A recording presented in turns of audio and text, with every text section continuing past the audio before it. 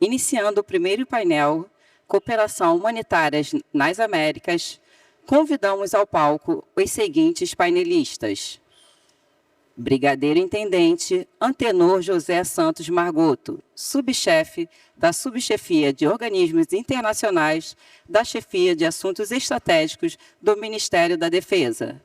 Coronel da Reserva do Exército da República Cooperativa da Guiana, Nasrul Hussein, diretor-geral da Comissão de Defesa Civil da República Cooperativa da Guiana.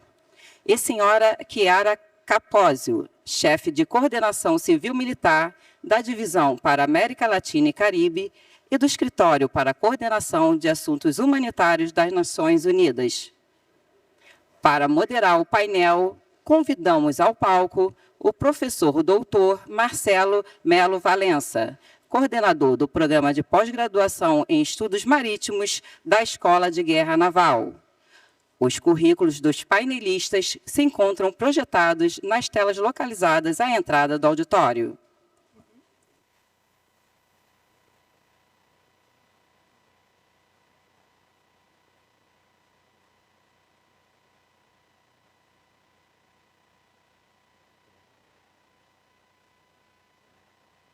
Alô?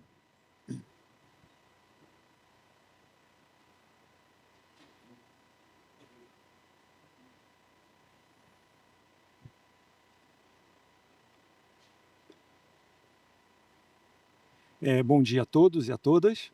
Em nome do Almirante Carlos Chagas, eu gostaria de agradecer o convite, gostaria de agradecer a presença das autoridades, gostaria de agradecer a presença dos nossos panelistas nesse painel Cooperação Humanitária nas Américas. Nós vamos ter 3 panelistas hoje: a senhora Chiara Capozio, assessora regional e chefe de coordenação civil-militar do Escritório das Nações Unidas para a Coordenação de Assuntos Humanitários, América Latina e Caribe; o coronel Hussein, diretor-geral da Comissão de Defesa Civil da República da Guiana; e o brigadeiro intendente Antenor José dos Santos Margoto, subchefe de Organismos Internacionais do Ministério da Defesa. Eu sou o professor Marcelo Valença, da IGN. Eu vou começar nosso primeiro painel de hoje pela senhora Chiara, com 15 minutos. Muito obrigado. Por favor, Chiara. Bom dia. I'm sorry, I'm going to speak in English. I hope that in the next collaboration that we will have, I will learn enough Portuguese to give this presentation in Portuguese.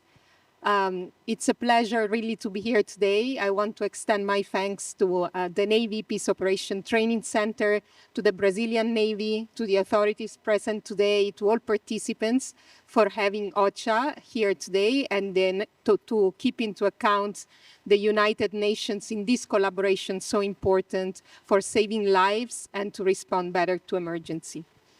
I have a quick presentation today on what we do in the United Nations on humanitarian civil-military coordination and how we engage military like the Brazilian Navy, but also militaries across the region and across the world in responding to disasters and emergencies. So this is what we are going to see today, a small reference framework, and then I want to show you some operational experiences in particular in this region. Sorry. First of all, who we are. OCHA is the Office of the United Nations that is mandated to coordinate humanitarian assistance. So we help those who bring the food, those who bring the shelter, those who bring the water, to do it in a more organized manner. And when we do that, we also help the governments in receiving in receiving assistance in a more organized manner. So we work with governments and we work with the humanitarian responders to make sure that we respond based on needs. For example, these days you are probably aware of Hurricane Melissa that has impacted on several countries in Jamaica, in Cuba, in Haiti. We are there coordinating and helping the government of Jamaica, of Haiti, or Cuba to receive this assistance in an organized manner. And we are there to help the humanitarian organizations to know where to go, what to deliver, and to what populations. So our mission is to provide coordination, to provide advocacy Sometimes there are populations that are trapped in a conflict or that are not receiving assistance. We want to be their voice. So we want to speak on behalf of people who are affected by an emergency and sometimes are invisible. So we call for better assistance, we call governments, we call parties to the conflict to respect civilians. This is also one of the things we do. We do information management. You might have seen, or if you haven't, I invite you to look at OCHA webpage. We have maps, snapshots of crises, so that you can see very visually in a country where is the affected areas, how many people, what they have received, but also because in an emergency, sometimes there is a need for knowing better what's going on. So we try to process all that information and make it available to the broader public to understand how to respond. We try to mobilize resources for humanitarian assistance. It's a very challenging moment for the UN and for the international humanitarian system, but still we are there advocating for funding and dispersing those funding to respond to emergencies. And we do policy, so we write and draft with the whole humanitarian community, with the military when required, guidance documents to make sure that we are responding based on a guidance framework. In particular, what do we do in humanitarian civil-military coordination? You might be familiar with the concept of CIMIC, which is a military, civil-military approach. In the UN, in the humanitarian system, we call it Nações Unidas, nós chamamos isso de UNCMCORD. The liaison or the Aqui temos a interface with the ligação CIMIC e a officer or the civil interface affairs que nós officer temos or the person entre that in the os military will be escritores, as mandated pessoas to be in charge of que serão civilian affairs. responsáveis do que, etc. Why do we have a civil Porque military nós temos coordination uma service coordenação in civil-militar the United Nations? nas Nações Unidas. Because military, police, Porque, and os armed militares, forces as are a Forças big part Armadas of the são emergency uma grande response. parte da uma We parte started in muito expressiva da 1994, basically resposta when a OCHA was born in emergências. Bom, 1994. o OCHA nasceu em Civil military 1995, coordination, a coordenação just a year after, civil-militar, was um ano identified depois, as foi one of the most identificada important como functions uma das to, funções uh, mais implement in a disaster importantes para response. implementar uma Because the first resposta aos responders desastres. are often Porque as military. primeiras pessoas que So we respondem need aos to be desastres able to geralmente são establish a liaison militares. with the military, Então and we precisa-se need to work estabelecer together uma to conexão save para que lives. se trabalhe juntos para salvar as vidas. This is the definition of UN SIMCORD. So Essa UN é o SIMCORD que nós is a temos. humanitarian A function. CIMCOR tem umas We funções have in our humanitárias. training both Nós military estamos and no civilian nosso training treino, together, but when you see a UN mas SIMCORD quando officer, vocês if veem you are os deployed in as pessoas da an CIMCORD que international são operation, mobilizadas para a you will operação always know that the internacional, UN SIMCORD você sempre vai officer saber is a que esses humanitarian escritórios é um officer. So escritório it's a humanitário. of um the escritório UN civil or of an das NGO or a Nações humanitarian Unidas, organization das ONGs, performing das the role of organizações liaising que with estabelecem um military papel de responders conexão. that emergency. So military, for us, UN SIMCORD is the necessary coordination with military actors responding to an emergency to make sure that we protect humanitarian principles that are what guide us as humanitarians, that at the same time we maximize our efforts for doing in a better manner the response, and also we minimize competition, conflict, and inconsistency. In an emergency, there are a lot of responders who get to the affected place all together. So it's easy to find competition between different organizations that are providing the same to the same people, and maybe they are leaving an area unattended. So we establish a liaison with all actors, including the military, to make sure that we are reaching the right people with the right assistance, leaving no one behind. These are the humanitarian principles that I mentioned are what we want to protect or that guide us even in the engagement with the military. The principle of humanity. So we assist people because they are suffering and they have urgent needs. And when we do that, we always try to respect their culture and their dignity. We are neutral, so humanitarians, we do not take sides in a conflict. We assist people because they have humanitarian needs, because they are civilians. We do not make any difference in which area they are located, if they are controlled by one actors or another. We just assist to save lives. We are impartial, so we do not discriminate based on political affiliation, race, religion, political will, any kind of discrimination that is not the need. So when we assist the population, or when within a population we say that we provide assistance to children first, or to women, or to the most poor, is because they have an urgent need. They are more vulnerable, not because they vote for something, or not because socially they are affiliated to one group or another. And we are independent. To be neutral and to be impartial, we need to be independent. So we need to receive no political pressure, or no military pressure, or no pressure whatsoever from a community to be directed towards a certain kind of assistance. And it happens a lot. We work sometimes in communities when we arrive, and even the community leader or the major tell us, I know where the most vulnerable people are, please assist these people, or only this neighborhood can receive assistance. This is something that we cannot accept, because we won't be independent. We need to assess independently who has the biggest need. And we need to be able to provide assistance, even if those people maybe are not on the priority list of an authority or of the community itself, because they have other kind of agendas. What we do when we are SIMCORD officer. So once you are deployed in a peace operation and you look for OCHA SIMCORD officer, this is what you might expect the SIMCORD officer to ask you, or to want to do with the military counterpart. First of all, this person wants to establish a dialogue with US military, because it's crucial. We can't have coordination if we do not dialogue. And these opportunities like the one today is fundamental to establish a better dialogue and interaction between the two communities. We want to exchange information. And I know this is a sensitive issue sometimes for the military, because most of the information in the military is classified, or it's not possible maybe to be shared to the humanitarian organizations like we do, for example, just posting on the website. So as OCHA, we can help sharing that information and work with the military to understand what information you have that can be useful to us, and how we can transfer that information in a way that doesn't affect your mission, and what information we have that might be relevant also for the military mission, and how can we share it with you without impacting on our neutrality and impartiality.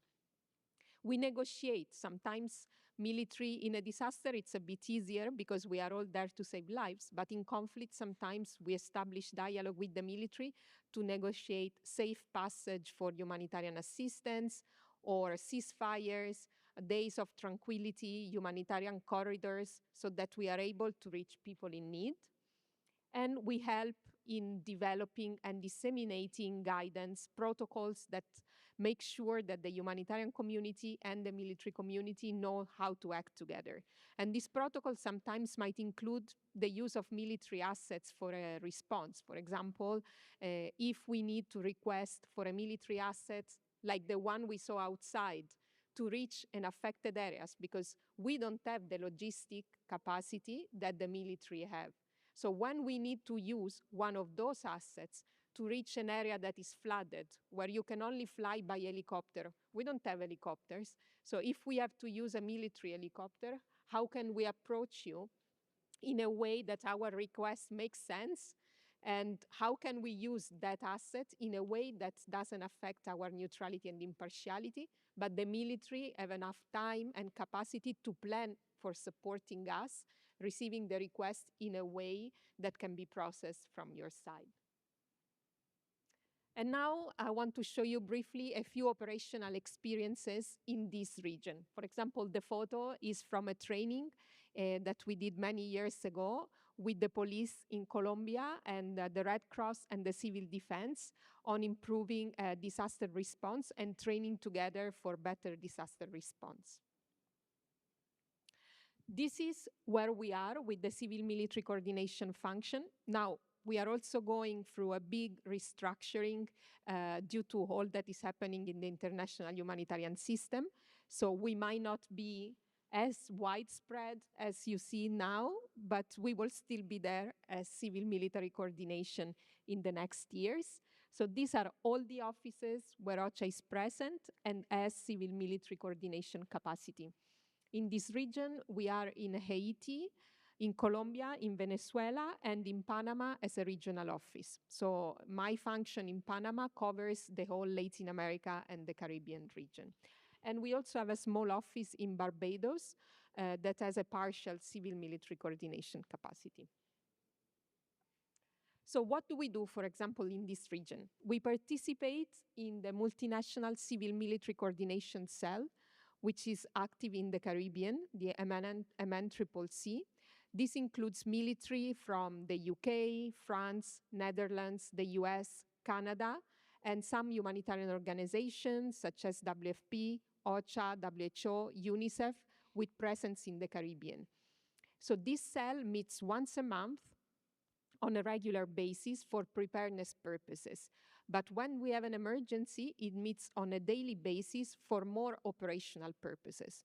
For example, once we started the response to Hurricane Melissa, this cell is meeting every day, and we know there what military assets are deployed and what humanitarian needs we need to meet.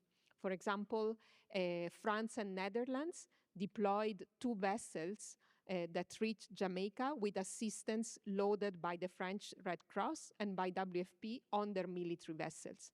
And the military also help with, of course, the loading and offloading operation, and then storing and distributing the assistance. Or, for example, the US Southcom provided helicopters in Jamaica for flying over the affected areas with WFP colleagues on the flights that also were used to deliver food assistance to areas that were not reached before. In Haiti, we have a colleague dedicated to humanitarian civil-military coordination, and she chairs the DELACHE, which is a cell that coordinates between security actors, so the Haitian police, the MSS, the Multinational Security Support Force, now GSF, and humanitarian actors. So we make sure that security perspective, humanitarian access are discussed in a civil-military coordination cell. And we also had operational deployments. In Mexico, when Hurricane Otis in 2023 hit Acapulco, we deployed a colleague who sits in the center of command of the military that were in charge of the response in Acapulco to coordinate the humanitarian side of the response. And we also had a colleague, actually the floodings in Rio Grande do Sul were mentioned this morning. We also had a colleague from the regional office deployed to Porto Alegre who was working in support of UN response, but of course liaising with the military and the Joint Operations Center to coordinate the UN side of the response with the authorities and the military responding. Hurricane Melissa, we are there now. We are in Haiti, we are in Jamaica. We have deployed a dedicated person supporting civil-military coordination in Jamaica, and we continue participating in the MNCCC. And we do trainings. The photo that you see there is, for example, from a training that we hosted last year in the Dominican Republic. We also had another one in El Salvador. We hope to have trainings here also very soon. So the UN CIMCOR trainings put together a program that is directed to military, civilians, humanitarian organization, government authorities, all first responders, to learn how to work better together in an emergency in terms of civil-military coordination. And finally, I also would like to mention some other initiatives that we host in this region that are very relevant to civil-military coordination. Every year, we host a hurricane seminarium or hurricane symposium to prepare for the hurricane season. This year, for example, there were more than 500 participants from the whole region, military, government, civil defense units, national disaster management authorities, humanitarian organization. is a web seminar that lasts 3 days with dedicated modules on different aspects of the response. Emergency medical teams is one, civil military coordination is another, information management. So you are all welcome to participate to next seminar. Normally it takes place in May, and we will share the invitation in due time. And also we hear from experiences like the one that we heard this morning, very, very interesting about the response to the floodings, for example, of the capacity or the investment that countries do in improving their emergency response. So you are very welcome also to present on the great good practices of Brazil. We participated this year in MECODEX, and thanks to our colleagues and Colonel Hussein from Guyana, we were also able to share a presentation on civil military coordination, and we will be there next year in MECODEX 2026, providing similar presentations.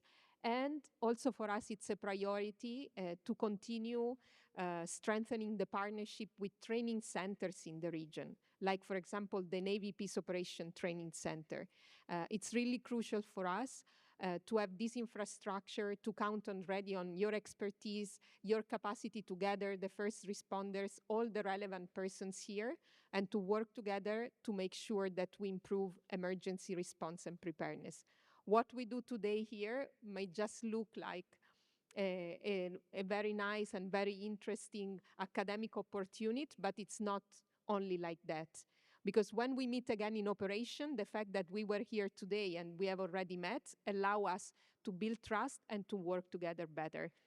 So again, thank you very much for inviting me today. Thank you very much for keeping OCHA into these very, very interesting opportunities. And we look forward to further collaboration. Thank you.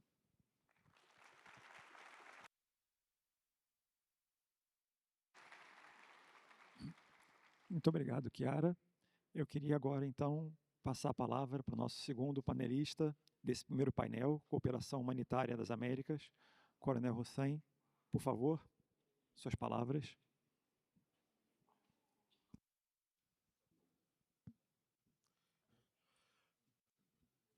Thank you.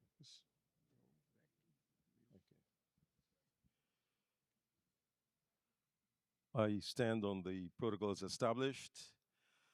I would like to acknowledge the leadership of the Armed Forces of Brazil, distinguished admirals and military authorities, the Agency for Brazilian Cooperation of the Ministry of Foreign Affairs of Brazil, the international organizations present, the partners of this program, academia, government agencies, and the students here today. Muito boa tarde a todos. I'm Colonel Hussein, and I head the Civil Defense Commission of Guyana. And I bring greetings from the government and the people of Guyana. Before I start my presentation, I would just like to share I'd like to share with the sentiments of two previous presenters, Admiral Cardoso and Admiral Leite.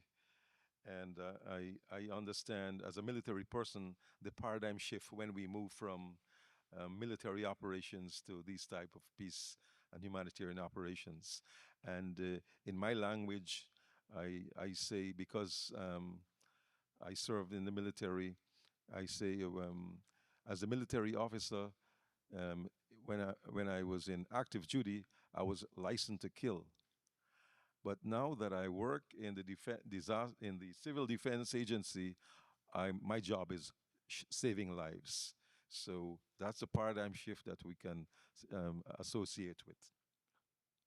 My task this morning is to give you an orientation of the MICODE system, which is a digital platform mandated by the Organization of American States and managed by the Inter-American Defense Board, or we would know them as the DGID. It's for OAS countries affected by disasters to access relief supplies from donor countries. And I will start by sharing a video of the last presentation, of the last MECODEX. Okay, I have to go back and I have to press play.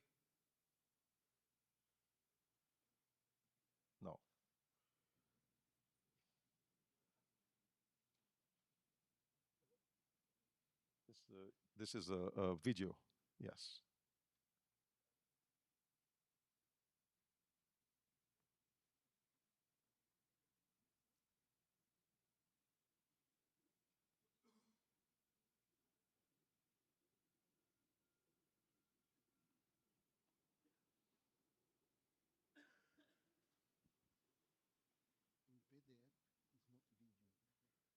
It's not video. No. Okay. I will. Oh, the video is important, but let's move on with the presentation. Um, good. Okay. In the outline, I will give you a background of MECODEX, the aim of MECODEX 2025, which was done in Guyana, an overview of the host country, Guyana, MECODEX 2020, the participation, an overview of the exercise, the use of the SECODE platform, key outcomes and lessons learned, and the impact of Guyana's disaster preparedness and response capabilities, with some recommendations, and then I will conclude. The background, it's MECODEX, it's an acronym for the exercise of MECODE. MECODE exercise, MECODEX. It is created under the Conference of the Defense Ministers of the Americas, the CDMA, through the Mechanism for Cooperation in the Event for Disasters, right? That's MECODE, Mechanism for Cooperation in the Event of Disasters. The objective is to strengthen the hemispheric cooperation and management of the international resources in disasters.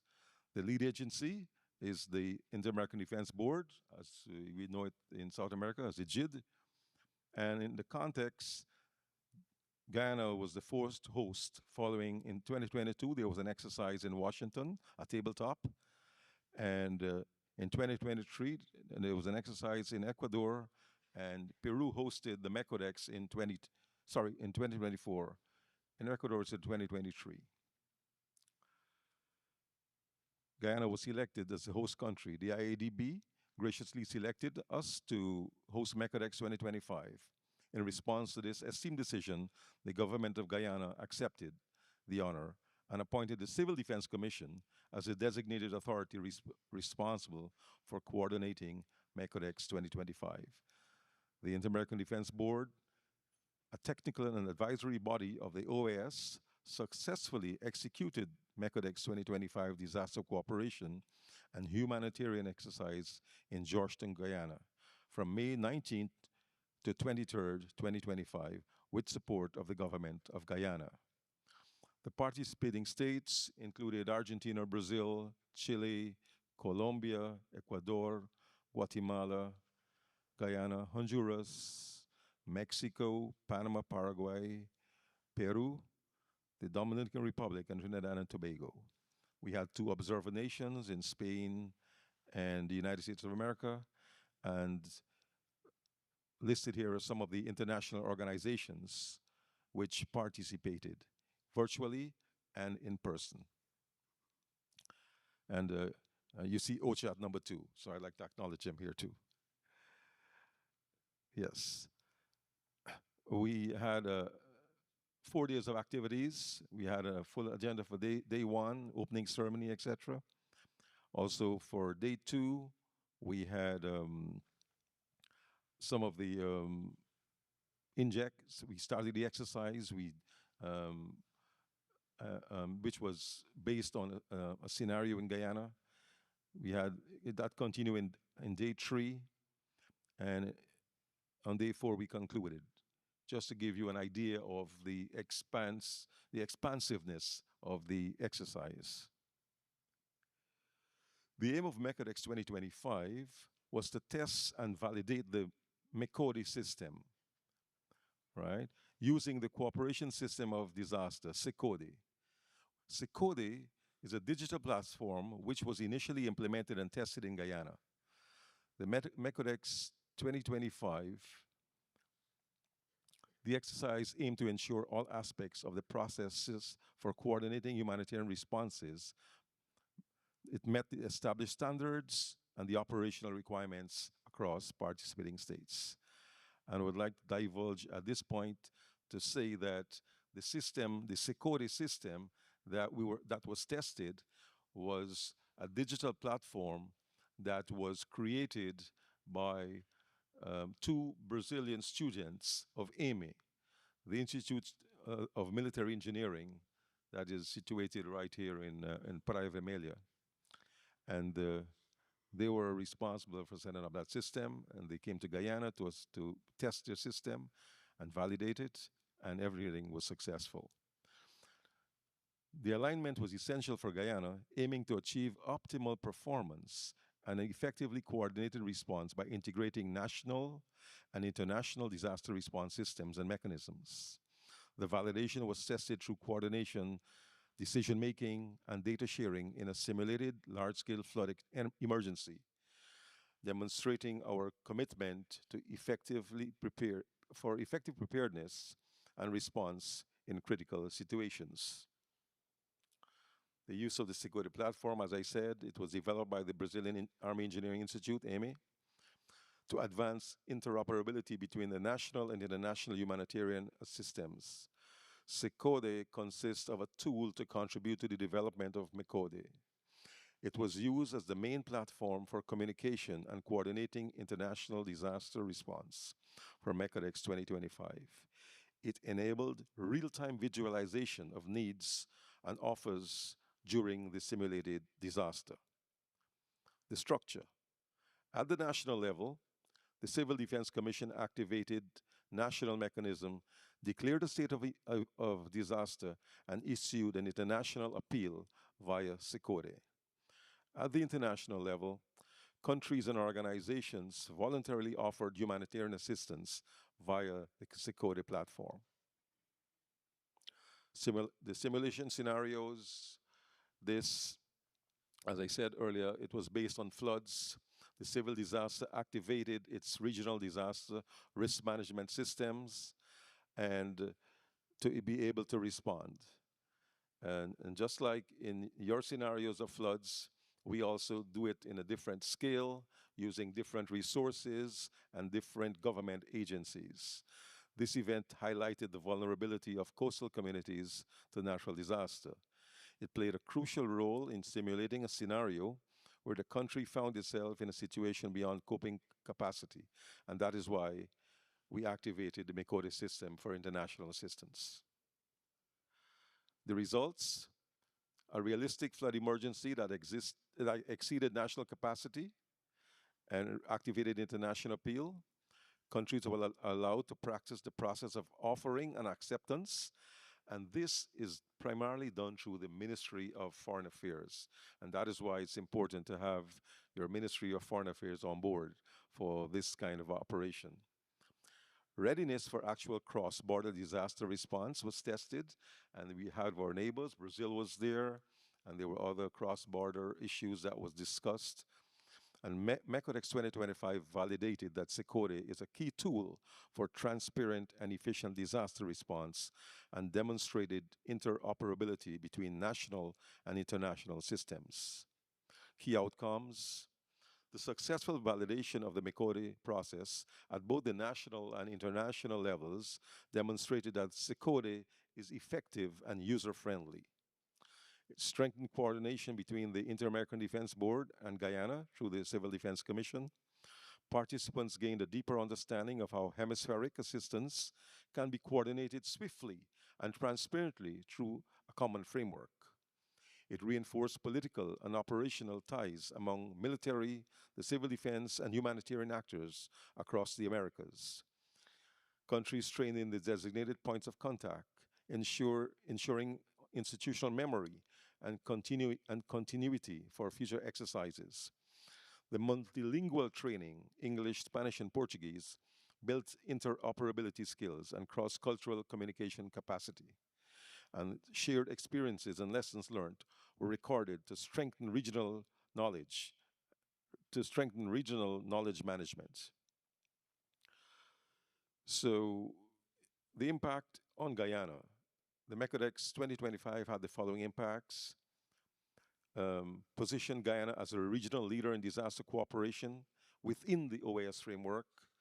The Civil Defense Commission was able to benefit, and an international profile and operational credibility was strengthened. It enabled Guyana to influence the evolution of the MECODE system, ensuring Caribbean realities are reflected and in the hemispheric framework. It provided a valuable opportunity to test its national defense management system, provided and coordination also among the ministries. It offered a platform to access how the Guyana Defense Force and the Civil Defense Commission can integrate with the MECODE, just like how we were hearing how the Marine Corps and the disaster office here can coordinate and operate. Of course, the military having the knowledge and the resources. The exercise highlighted best practices in emergency declarations, requests for aid, and interagency communication. It tested our coordination capacity and international linkages, strengthened readiness for large-scale flood emergencies, and reinforced Guyana's commitment to the Sendai framework and the comprehensive disaster management strategy. Recommendations for MECODEX 2026. To maintain coordination with EMI for SECODE technical support. And I did say, MECODEX 2026 will be hosted by Brazil. And the SECODE is right at home in Brazil. Expand training for points of contact from defense, foreign affairs, and disaster agencies. Strengthen data management and decision support capacities. Secure budget for SECODE long-term operation and management, and encourage networking among disaster agencies of the Organization of American States. Conclusion. The MECODEX 2025 has established a simulation that serves as an effective platform for fostering hemispheric cooperation. This initiative has significantly enhanced trust, capacity, and interoperability among the various nations and organizations committed to safeguarding lives during disasters. In closing,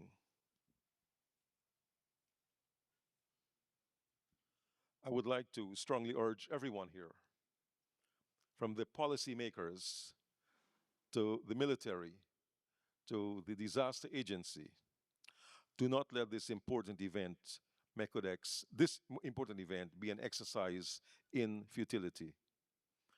Let us work harder to make SECODE a strong tool which can save lives and alleviate suffering during disaster. I say this to refer to a recent disaster in Jamaica. I waited patiently for the SECODE platform to be launched by the JID.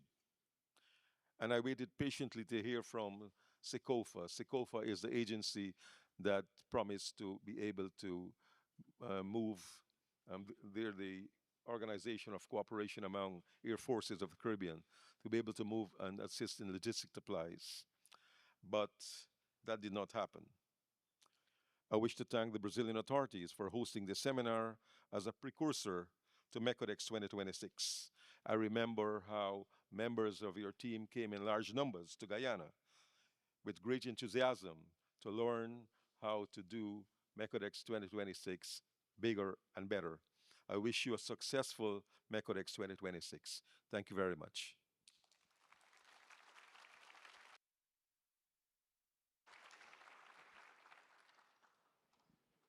Obrigado, Coronel. Eu queria então agora passar a palavra para o Brigadeiro Intendente Antenor José dos Santos Margoto para a terceira exposição da nossa manhã. Brigadeiro, muito obrigado. Comandante, com licença, eu vou pedir autorização ao nosso comandante do Corpo de Fuzileiros Navais para fazer a apresentação de pé, porque eu tenho 1,67 m, eu sei que não faz muita diferença em pé ou sentado, mas eu estou numa confortável cadeira que quase me esconde, e aí eu prefiro fazer em pé, porque vocês vão me visualizar minimamente. O meu tema é MECODEX 2026. O nosso coronel Hussein falou do MECODEX 2025. Não é uma série da Netflix, e nós não combinamos. Eu vou fazer uma abordagem menos detalhista em português e abordando os assuntos que dizem respeito ao exercício que vai ocorrer o ano que vem. Mas, como eu entendo que eu disponho de tempo suficiente, eu gostaria de registrar 2 fatos. Primeiro, é que eu sou o subchefe de organismos internacionais das chefias de assuntos estratégicos do Estado-Maior Conjunto das Forças Armadas do Ministério da Defesa. Eu demorei quase um mês para decorar isso. Eu sou intendente, tá? E aí vocês vão perguntar, o que o intendente tem a ver com organismos internacionais? Como diz o Tadeu, lá do Fantástico, nada. Só que, como oficial general, nós assumimos as funções as mais variadas possíveis, né? E isso é uma rotina, nós temos que estar preparados para tal. Na Força Aérea, o meu antecessor é de infantaria, e nós já tivemos na Força Aérea, em gestões anteriores, aviador. Como eu sou filho de professora de Geografia e História, gosto de geopolítica, gosto de história, gosto de ler e gosto de falar, eu acredito que o comandante da Aeronáutica tomou uma decisão de sábia quando ele me colocou lá. O outro fato diz respeito à Marinha. Eu já vim aqui uma vez e agradeço o convite da Marinha do Brasil a estar aqui mais uma vez no CIASC, mas eu tenho que fazer, vou abrir meu coração e dizer que eu não estou de branco, eu sou um ponto azul hoje aqui nesse auditório, não é por falta de vontade, é por limitação intelectual. E eu vou explicar. Quando eu tinha 13 anos, eu sou capixaba, fui criado em Brasília e com 12 anos meu pai voltou para Vitória. Quando eu tinha 13 anos, eu estava fazendo a 8ª série, e meu pai, funcionário do Banco do Brasil, sempre me incentivou a estudar nas melhores escolas que existiam no Brasil. Ele havia prestado um concurso para a SpaceX em 55 e me incentivou a fazer o concurso para o Exército. E eu acabei gostando da ideia e falei, vou fazer o concurso para a SpaceX do ano de 82. Estudei 3 meses sozinho, fui reprovado. Aí eu disse a mim mesmo, ano que vem eu vou fazer para as 3 escolas e vou passar nas 3. Beleza. Já estava decidido a fazer o concurso para a SpaceX. No Salesiano, onde eu estudava, um amigo, que era um estudante muito inteligente, falou da EPICAR. Aí eu falei, pô, esse cara é inteligente pra caramba, vou fazer o concurso para a EPICAR. Então, vou fazer para a SpaceX e EPICAR. Mais adiante, eu conheci, através de um amigo, um outro sujeito, o nome dele, Johnny Ki-Su Lee. Era o cara mais inteligente do Salesiano, pelo menos que eu conhecia. E os dois falaram que iam fazer concurso para a Marinha. Falei, pô, os 2 melhores alunos do Salesiano vão fazer concurso para a Marinha, eu vou para a Marinha. Esse Johnny Ki-Su Lee, ele se formou guarda-marinha Lee, foi o primeiro aluno, o primeiro aspirante da turma dele, fuzileiro naval, infelizmente, ele veio a falecer. Pois bem, em agosto fiz o concurso para EPICAR, mandei bem para caramba, mais adiante eu soube que fui aprovado, o primeiro eu já matei. O concurso da SpaceX e do Colégio Naval eram no mesmo dia, um de manhã e o outro à tarde. Em Vitória, o 38º Batalhão de Infantaria fica na frente da Escola de Aprendizes Marinheiros, né? Só que na prova de matemática, eu tirei 4. Depois me disseram que eu não tirei mais porque eu não tinha o livro do Morgado, que era o macete para passar em matemática. E, curiosamente, eu estudei sozinho. Meu pai comprou um conjunto de apostilas de um curso de São Paulo e eu quebrava a cabeça sozinho. Eu fazia o primeiro ano, já sabia mais alguma coisa, mas não foi suficiente. Eu me recordo que as questões mais cabeludas para resolver nas apostilas eram sempre do Colégio Naval. E aquilo foi me deixando assim meio cabreiro. Falei, cara, esse negócio de Colégio Naval, acho que não vou passar nessa prova não, porque toda hora que tem um exercício cabeludo aqui, é do Colégio Naval, não deu outra. Mas então é só para registrar, para vocês assim, me abraçarem, me acolherem e eu ficar menos nervoso. Está feita a confissão aqui, de vez em quando eu lembro ao almirante Paulo Ferreira dessa história. Então, como eu havia falado, tá? E outra coisa, a minha apresentação tem menos texto, ela é mais pictórica. O nosso coronel Hussein já falou desse mecanismo de cooperação em desastres. Eu vou fazer um breve histórico. Tá? Ele nasce no âmbito da Conferência dos Ministros de Defesa das Américas. Tá? Essa CMDA ocorre desde 1995. Tá, ok? É constituída por todos esses países membros, tá? da América do Norte, do Sul e central, vocês vão... A presença mais notável aí é Cuba. Né? Os Estados Unidos estão deslocados aí em termos alfabéticos, porque consideraram a sigla em inglês. E aí vocês veem no canto superior direito a Junta Interamericana de Defesa, que é o braço de defesa da Organização dos Estados Americanos. E ele dá assessoria técnica, consultiva e educacional à OEA naquilo que diz respeito a assuntos de defesa. Aí vocês veem as instituições, né, da GIDE, a Secretaria, Casa do Soldado, o Conselho de Delegados, onde se reúnem os participantes de todos os países, e o Colégio Interamericano de Defesa. Por coincidência, na semana passada, eu visitei o sistema GIDE, foi nesses 3 locais, visitei também as comissões, aí é por uma questão profissional como intendente, eu fiz questão de visitar. Eu fui visitar, porque o pessoal diz que visita de intendente é auditoria ou tomada de conta especial. Não, eu fui visitar, tá? Porque eu trabalhei, né, num processo que diz respeito às 3 comissões, a Comissão Naval, a Comissão do Exército e a Comissão da Aeronáutica em Washington. Em 2022, uma resolução da OEA designou a Junta Interamericana de Defesa para conservar a memória institucional da CMDA. O MECODE, ele é gestado em 2016, com a criação de um grupo de trabalho, e aí, em 2020, começa a tomar corpo. Em 2022, ele se configura para, em 2024, existir já como mecanismo. Né? Ele permite a entrega de assistência humanitária internacional de forma coordenada, rápida e eficiente. Ou seja, cria-se um sistema para haver uma comunicação entre os países de modo que dinamize e otimize a ajuda humanitária. A OEA adegou a GIDE, mais uma vez, essa faina. Né? Eu estou aprendendo muito na defesa por conta do contato com o pessoal da Marinha também. Eu tenho um irmão que é coronel do Exército, já na reserva, e eu não, até então, eu tive muito pouco contato com a Marinha. O meu chefe é o almirante esquadra Paulo Ferreira.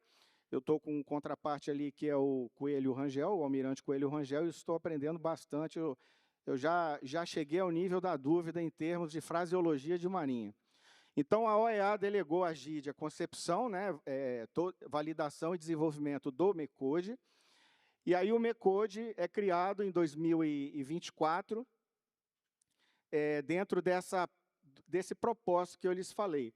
O interessante é que, dentre os muitos eixos de desenvolvimento da GIDE, está o de ajuda humanitária.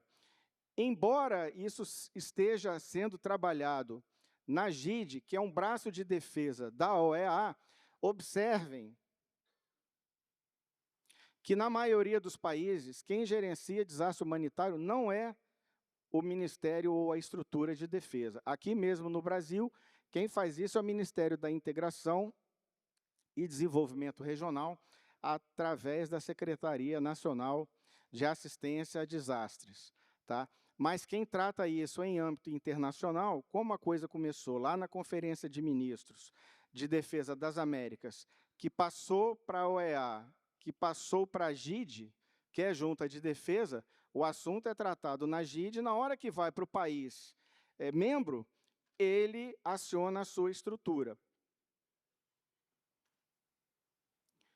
Eu vou dar um spoiler aqui antes de chegar no MECODEX 2026.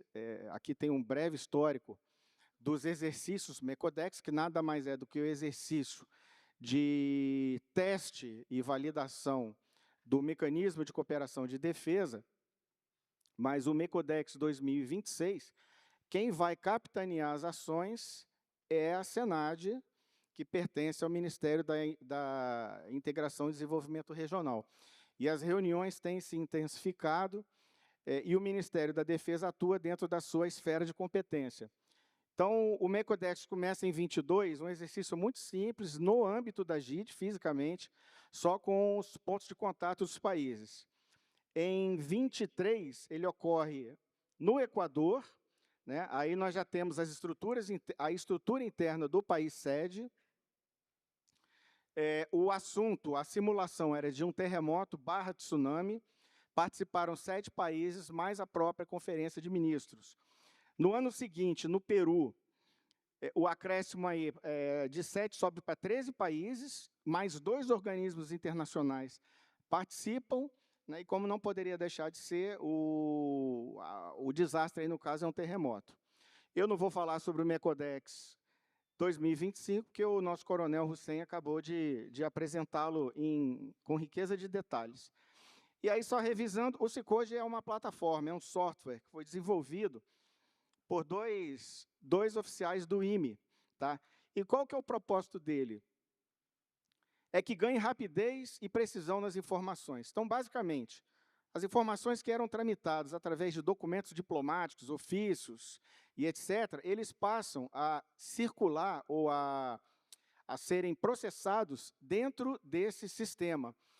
E tanto o país que necessita coloca as suas necessidades, quanto os países que ofertam dizem das suas capacidades. E o sistema vai fazendo um controle, entre aspas, um controle de estoque. Isso é para evitar que haja uma sobreposição de ofertas, e aí você acaba criando um problema para o país que está solicitando ajuda humanitária por excesso. E pode parecer que não, eu li um artigo, por exemplo, sobre o furacão Katrina. Um grande problema que aconteceu por ocasião do furacão Katrina é que teve doação demais e houve uma dificuldade de gerenciar todos esses itens. Outra coisa também,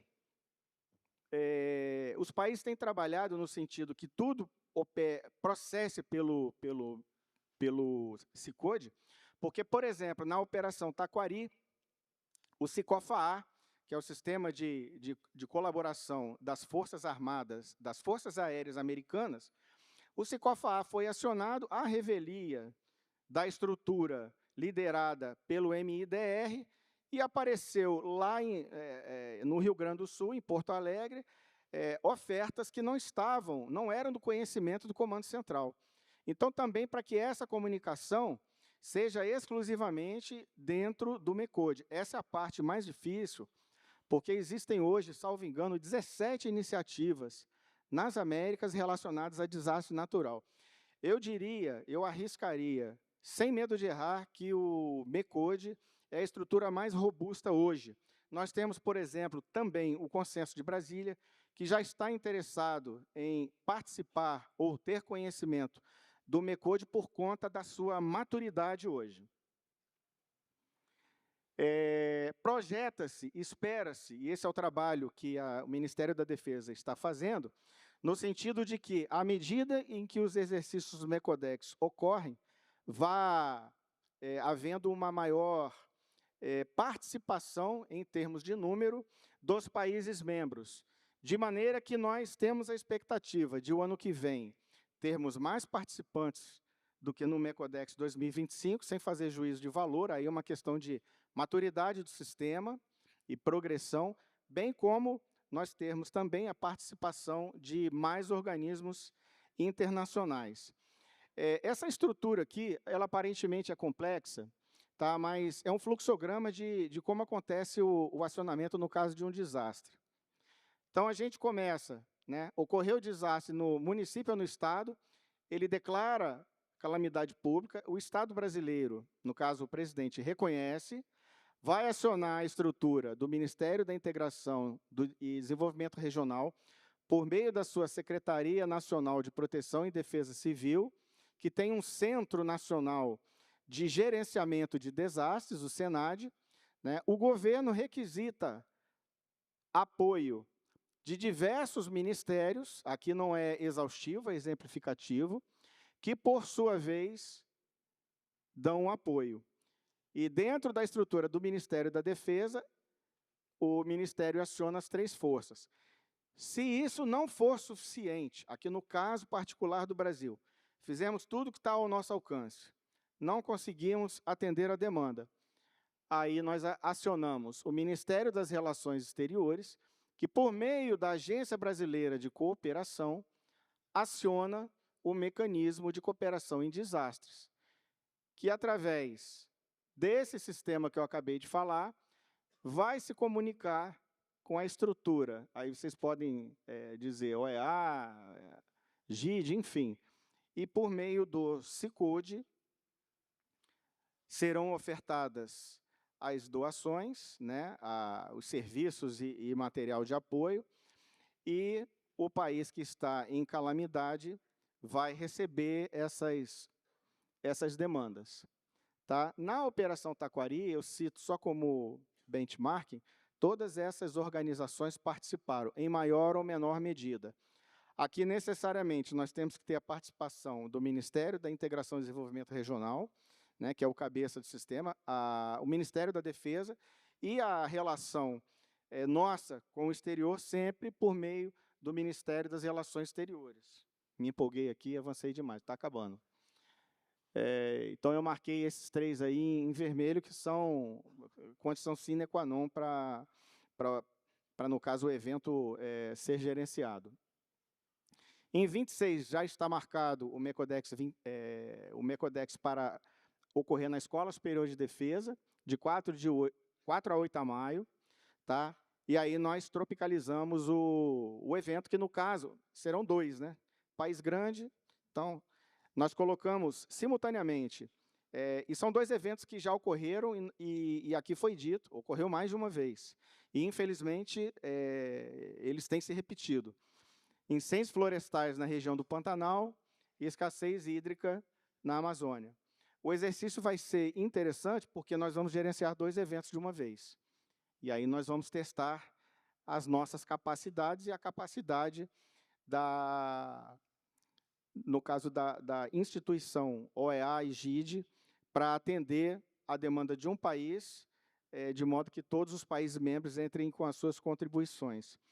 Esse organograma ele foi esboçado pelo MIDR, baseado no sistema de acionamento, de proteção e desastres, regulamentado por lei. Eu vou ter que me recorrer aqui ao meu bizusário, porque os nomes são grandes. Então, esse SIFPDEC é o Sistema Federal de Proteção e Defesa Civil. Essa é a base legal para se trabalhar desastres e acidentes naturais.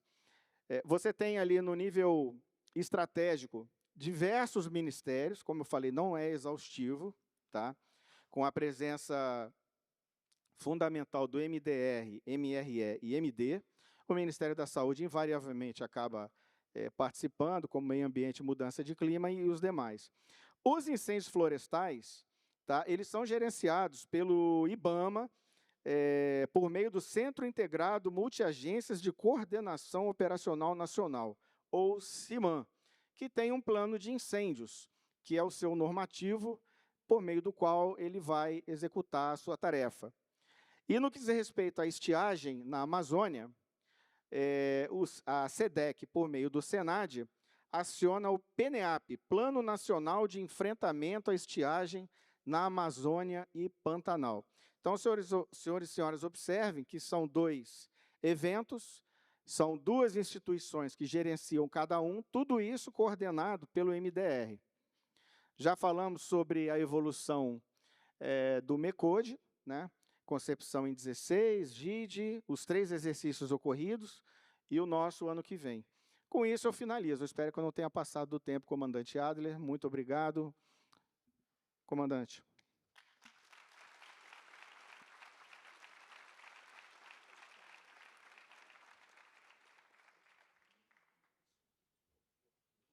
Muito obrigado, brigadeiro. Recebi as perguntas para o nosso debate, mas também recebi um alerta de que a gente está com o tempo já um pouquinho apertado.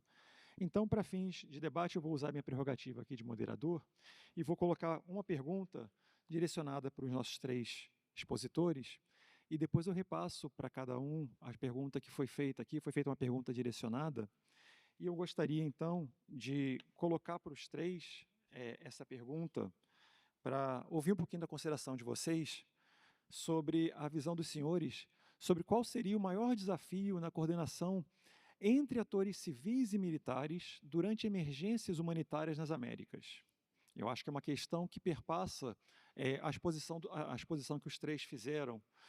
E eu pergunto isso pensando especialmente no que se refere à manutenção dos princípios humanitários e a busca por uma harmonia na manutenção de objetivos comuns que norteia essa nossa discussão.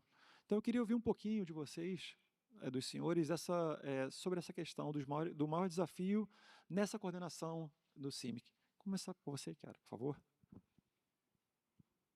Yes, thank you. So in this region, the cooperation between civilian and military, it's really crucial because military in almost all Latin America and the Caribbean are part of the national disaster response system. And actually, as you have also mentioned this morning and in all the presentations we have seen, the armed forces are broadly used by government in this region to respond to emergencies. And we have even seen cases in which initially the director or the national disaster management agency is directed by a civilian, and then during an emergency, the government replaces sometimes that civilian with the military, handing over to the military the very challenging phase of the response because of the capacity and the organization that the military have to perform certain tasks or to manage extraordinary situations. So I think it's really, really important in this region to recognize the context and the very important role that the military play as part of their national disaster response system. So we need, as humanitarians, to have a liaison with the military. We need to train and to work together with all the national disaster management authorities, but recognizing that more and more often we are going to see military responders as a crucial part of that system. Where do we find maybe challenges, as you mentioned, in identifying common goals? I think that the challenge for us as humanitarian is always understanding up to which point we can develop partnerships with actors that are non-humanitarian without impacting on the humanitarian principles, no? But I think that more than a challenge is also an opportunity for dialogue, for negotiation, for common training, so that we put very, very clear from the beginning how we work and how the others work and what we can do together. So more than a challenge is really, I think, an opportunity to dialogue with an actor that has different principles, different mandate, but the common objective that we have in an emergency is to respond fast, in an adequate manner, and to save lives. And on that, we can build to overcome the differences. Obrigado, Chiara. Coronel, por favor, suas considerações.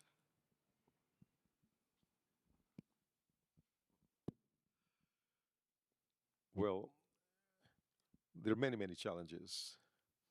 And one of the major challenges is what we did indicate earlier, most of the presenters, the paradigm shift of moving from, of asking a military person to move from military operations or the whole process into how we call now operations other than war. So it's a different context altogether. So yes, the military person may be the right person to do the job because of the situation and the resources and the whole structure that is there to support him. In doing so, it erodes the entire concept of the civilian preparation system. And that in itself poses a danger because the way the military person would accomplish his mission does not necessarily mean it conforms to the procedure of the disaster management protocols. So the good thing is, as my colleague is saying, there are ways to deal with that through the civil military aspect, but then you have to train you have to train your military to deal with these situations in order not to erode the whole protocol of the process, of the established process. And that in itself is important because, and the slide shared by the Brigadier here, we saw the many agencies that are responsible for so many aspects of response. And that networking, that the whole aspect of getting them to come together to accomplish one mission, right, with their various protocols and resources, and that in itself could be very problematic. And that is why sometimes I'm not advocating, but the government does tell the military guy, go in, cut across all those protocols, and get the job done. Because at the end of the day, just to save one life justifies committing resources and some of the operations that we do in terms of committing resources and sometimes going above and beyond what are our expectations or beyond what is our authority. So that's a military context of the challenge. Thank you. Muito obrigado, Coronel. Brigadeiro, por favor. Eu enumerei aqui 3 desafios na gestão de um desastre. Primeiro é a comunicação entre as instituições.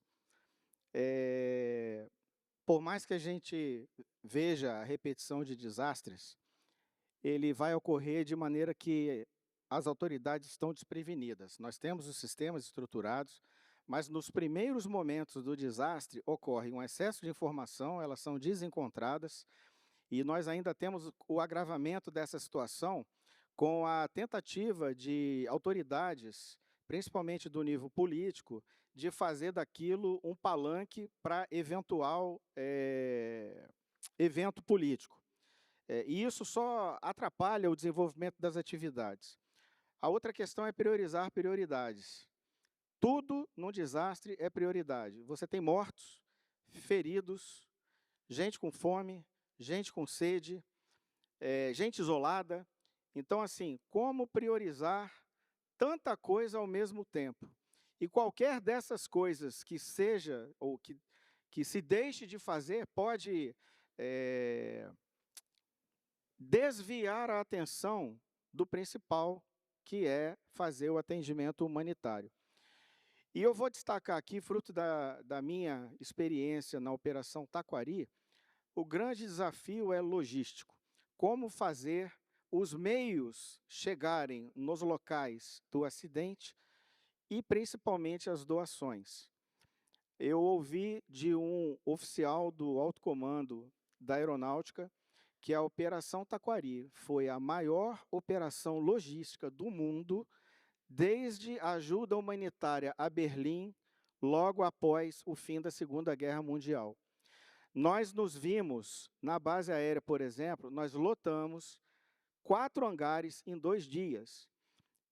Nós tivemos que recorrer a uma empresa que tem depósitos próximo à base, para ela ceder, ela gentilmente cedeu um espaço para colocar mais itens. E o fluxo de material, durante pelo menos 2 semanas, entrava mais do que saía. E aí nós tivemos que recorrer a todos os meios logísticos. Navio, a Marinha deu um apoio excepcional.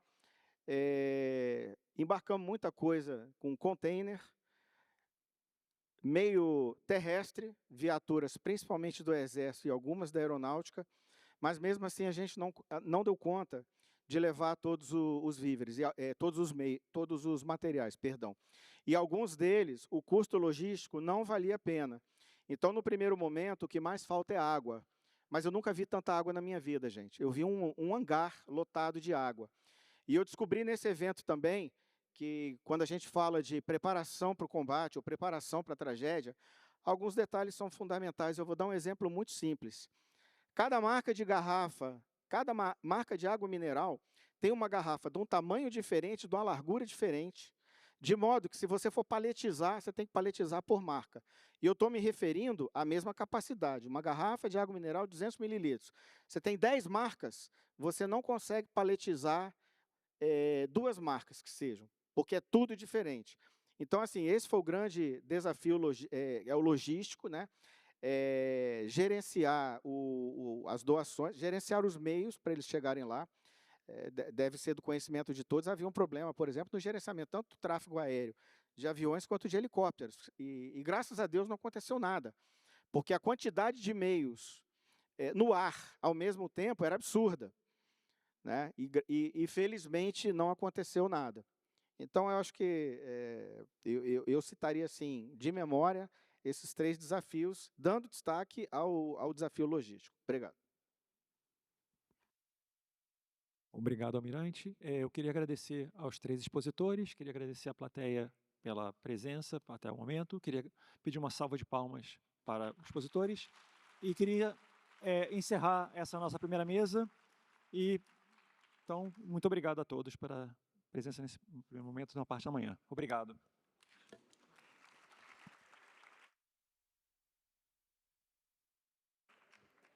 Agradecemos aos painelistas desta manhã que nos brindaram com suas exposições.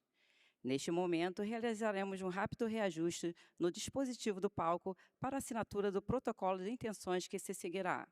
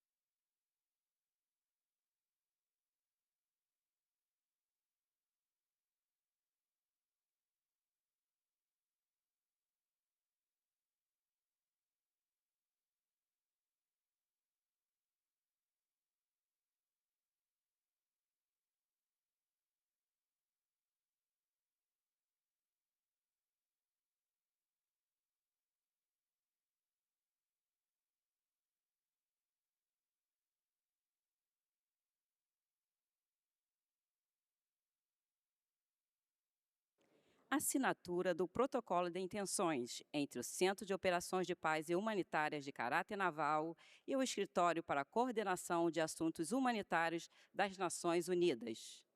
Convidamos o comandante-geral do Corpo de Fuzileiros Navais, almirante de esquadra Fuzileiro Naval, Carlos Chagas Viana Braga, a representante do Escritório das Nações Unidas para a Coordenação de Assuntos Humanitários, senhora Chiara Capozio, o comandante do Treinamento e do Desenvolvimento Doutrinário do Corpo de Fuzileiros Navais, vice-almirante Fuzileiro Naval, Renato Rangel Ferreira, e o comandante do Centro de Operações de Paz e Humanitárias de Caráter Naval, capitão de Mar e Guerra, Fuzileiro Naval, Adler Cardoso Ferreira, para assumirem seus locais no dispositivo.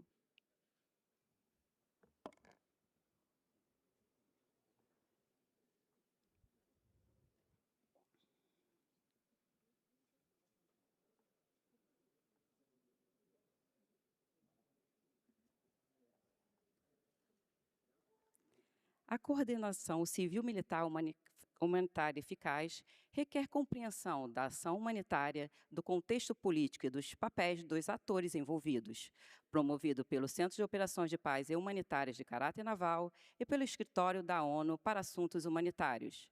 O treinamento nessa área fortalece a atuação conjunta de gestores, governos e forças militares, assegurando respostas coordenadas, eficazes e alinhadas aos princípios humanitários.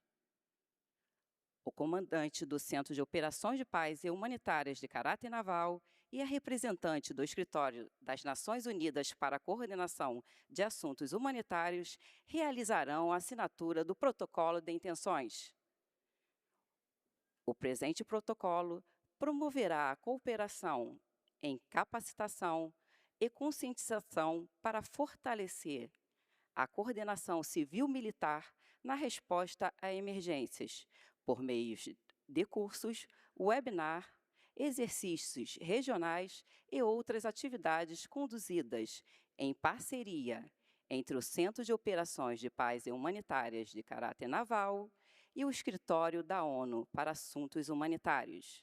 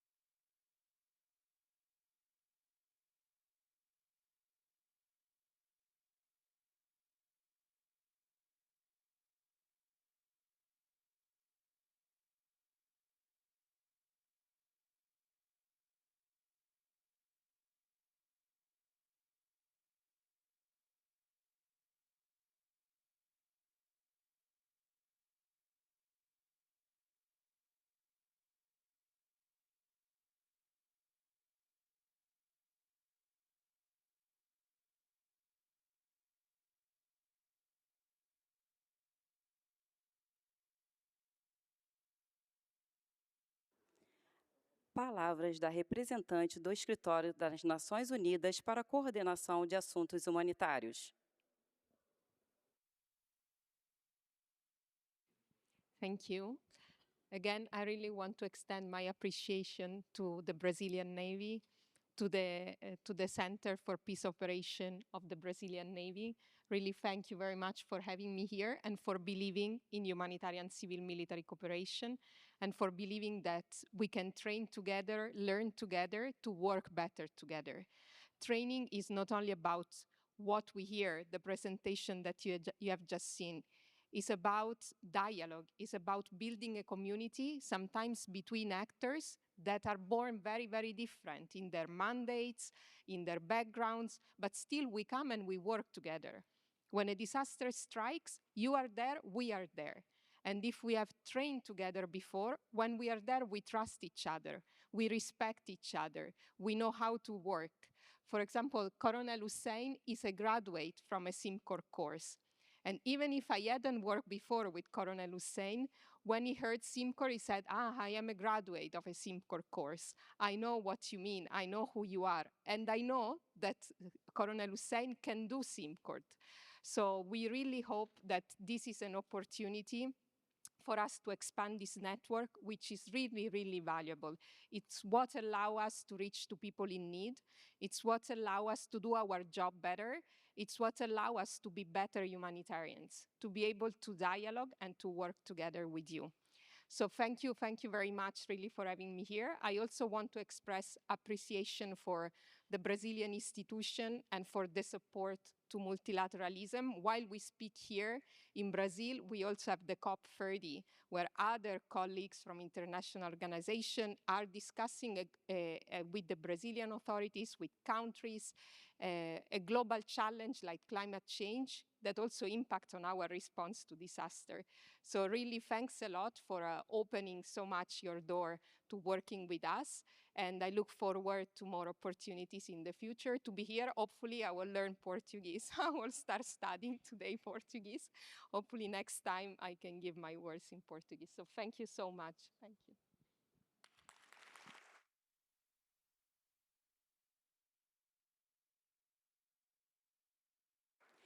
Palavras do comandante do Centro de Operações de Paz e Humanitárias de Caráter Naval.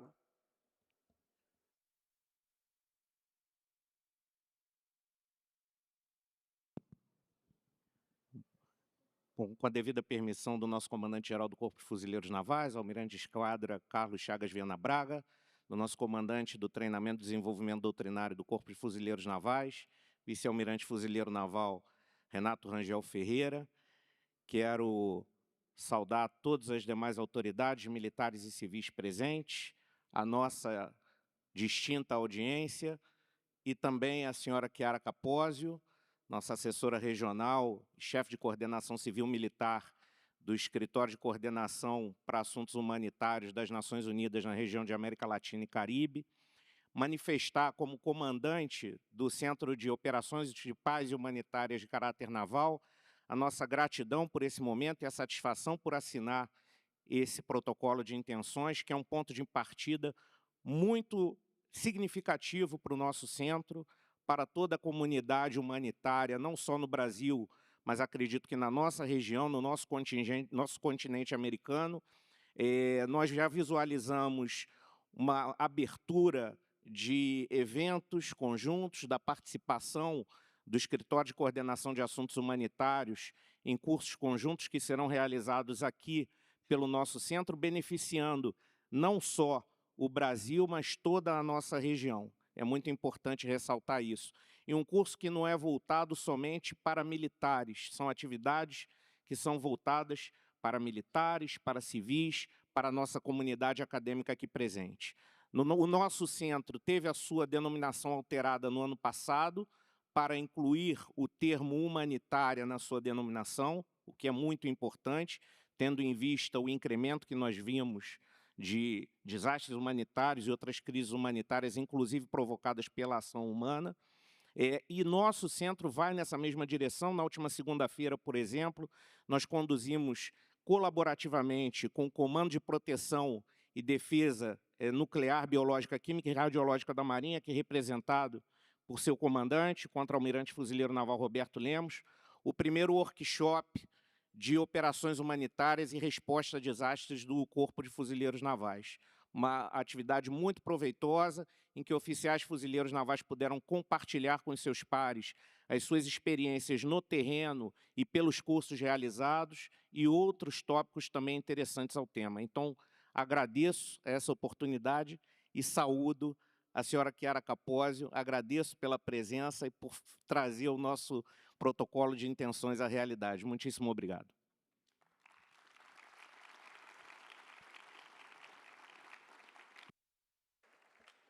Palavras do comandante do Treinamento e do Desenvolvimento Doutrinário do Corpo de Fuzileiros Navais. Bom, caminhando aqui para o final dessa manhã, já avançamos um pouco na hora, mas é bom aí que prende a atenção de todos para esse momento que é muito importante.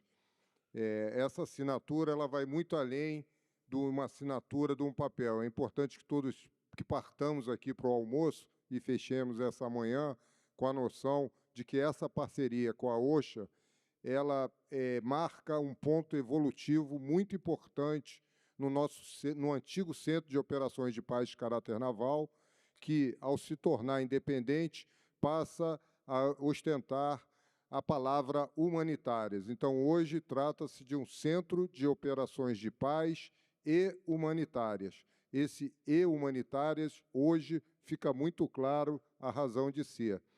Como destacado pela senhora Capozio, praticar, treinar tanto a liderança quanto a tropa nas operações humanitárias. E a gente espera, senhora Capozio, que a senhora conte aqui com o nosso centro, para não ser não só um centro de treinamento, de ser a casa do treinamento humanitário das Américas, né? Estamos prontos para receber e treinar os líderes que vão conduzir as operações humanitárias, seja nas Américas, seja as internas no Brasil e, quiçá, no mundo todo. Muito obrigado a todos pela atenção.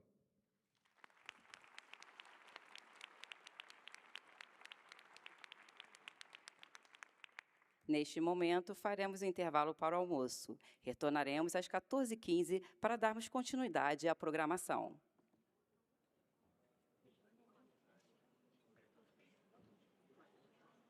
Auditório, levantai-vos.